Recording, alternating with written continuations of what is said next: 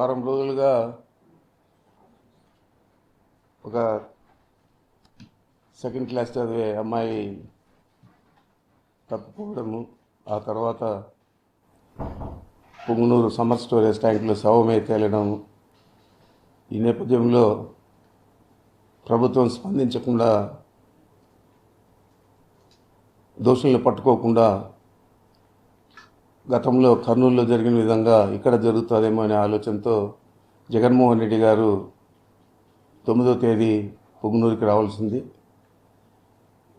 మరి ఎంత లోపల నిన్న 3 మంత్రులు ఇంకా తెలుగుదేశం పార్టీకి సంబంధించిన శాసనసభ్యులందరూ కూడా వచ్చి వివరాలన్నీ కూడా పోలీసుల ద్వారా తెలుసుకొని వివరాలన్నీ కూడా తెలియజేయడం జరిగింది. దోషులను పట్టుకోవడం జరిగింది.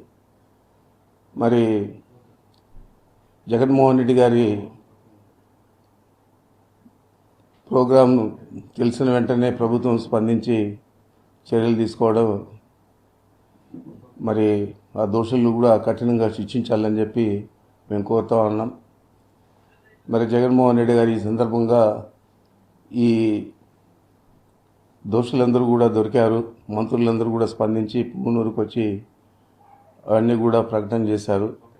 అందుచేత 9వ తేదీ జరిగే కార్యక్రమాన్ని రద్దు చేసుకోవడం జరిగింది. ఏమైనా దోషుల్ని మాత్రం కఠినంగా శిక్షించాలా, ఇలాంటివి రాష్ట్రంలో పునరావృతం కాకూడదని చెప్పి మరీ నేను కోరుతా ఉన్నాను.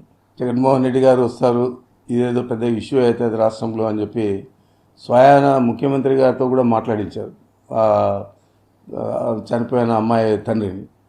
మరి ఇంత శ్రద్ధ గతంలో తీసుకోవాలంటే, కర్నూలులో జరిగిన అప్పుడే తీసుకోవాలంటే ఇది పునరావృతం అయ్యేది. ఎవరైనా తప్పు చేయాలంటే భయపడే పరిస్థితి ఉండేది.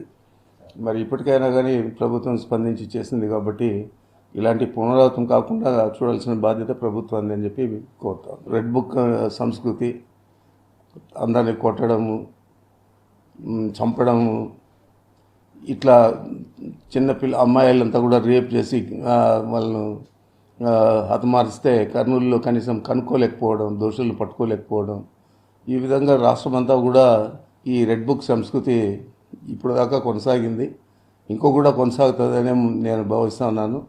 ఇప్పటికైనా కానీ ఈ సంస్కృతిని వదిలిపెట్టి ప్రజల సంక్షేమం మీద దృష్టి పెట్టాలని చెప్పి ఈ ప్రభుత్వాన్ని కోరుతాం. మరిన్ని వీడియోస్ కోసం ఛానల్ ని సబ్స్క్రైబ్ చేయండి. లేటెస్ట్ అప్డేట్స్ కోసం వాట్సాప్ ఛానల్ ని ఫాలో చేయండి. అండ్ లింక్ డిస్క్రిప్షన్ లో ఉంది.